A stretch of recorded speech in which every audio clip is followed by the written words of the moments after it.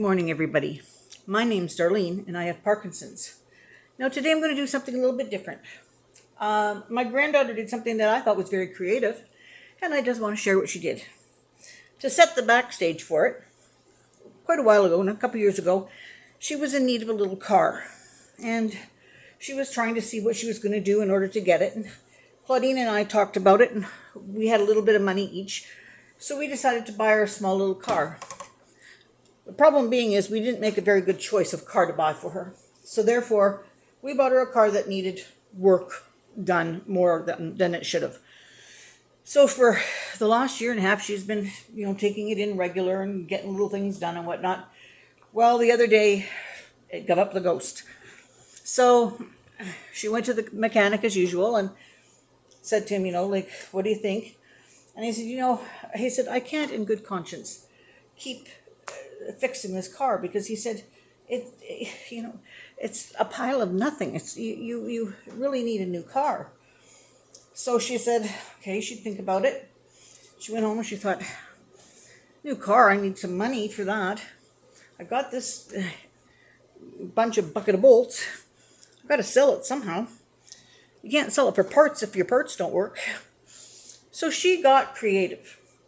Now, I have to say, for a young lady to get this creative is not only amazing, but I am so proud of her, because this is the most hilarious thing I have read in a long time. Anyway, I'm going to try to read it. I don't read out loud very well, so I'm going to try to read it, and I hope you enjoy it as much as I did.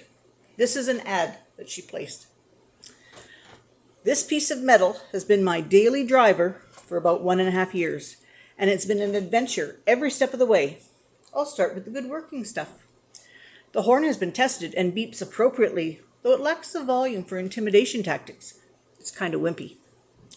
The transmission has not fallen out or blown up. The mechanic says it shouldn't for a long while. It's still good. It has seats, 5 specifically.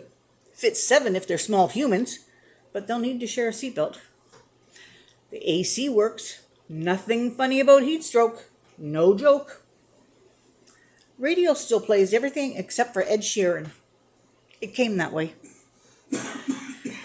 It always starts. -40 outside. It's okay if you forgot to plug in the car. It'll roar to life anyways. It has no standards. Automatic transmission. Scratches and small dents will not matter, as the body is not mint. They'll be unnoticed amongst the rust around the treadwells. Tiny hail dents in the hood, and the odd ding and scratch already residing on the paint. The serpentine belt will occasionally let you know it's working by squeaking incessantly. It's very considerate. Oil was just changed. Wheel alignment was done this week. Windshield isn't cracked at all. The car has been serviced every 4 months in my care. Super cool gay pride stickers on the back. This can be removed before the sale, but know that if you ask me to remove it, that's a hate crime. Now, let's move on to what the car needs. It needs a few touch-ups. The car currently has 3 different brands of tires. I do not know how this happened. I haven't gotten around to dealing with it. The fuel tank's oxygen sensor, for whatever reason, was welded over by a previous owner.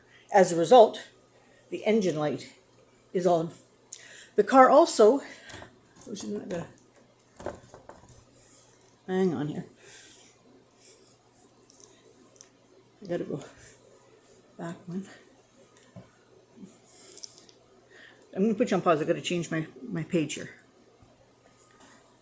Okay, I'm back. The car also struggles to start after fueling up due to this, and needs to digest its meal for 5 to 10 minutes after the cap is put back on. But saying that, it has never failed to eventually start. The brakes and brake pads are in need of replacing, unless you have a need for speed, in which case brakes aren't required. I can't tell you how to live your life. The reserve lights do not work. Bulbs have been tested. This is a wiring issue, just to make it difficult. But if you plan your trip right, who needs to back up? Right side brake light is burnt out, but it gives a cute little wink. When you lock the doors with the button, double check that all the doors are shut. The passenger side doesn't seem to like to lock, and this is likely an electrical issue as well. The control arms and ball joints need replaced, both ends.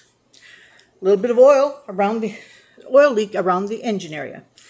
For the reasons above, this beloved vehicle has a negotiable price. You can fix it up and probably get double what you paid for it if the mileage is still well under the 200,000. I want to disclose that this car has a rebuilt status. It was in a collision back in 2016 with the previous owner, but it has lots of life left and doesn't seem to have any memories of that accident. I would just really like to have it gone so that I can upgrade. Best offer. If the ad is up, it's still available. The ad was up for one day. She had somebody come that night and buy it for $1,400. I am proud of her. Ivy, you are brilliant. I hope everybody enjoyed that story. See you tomorrow.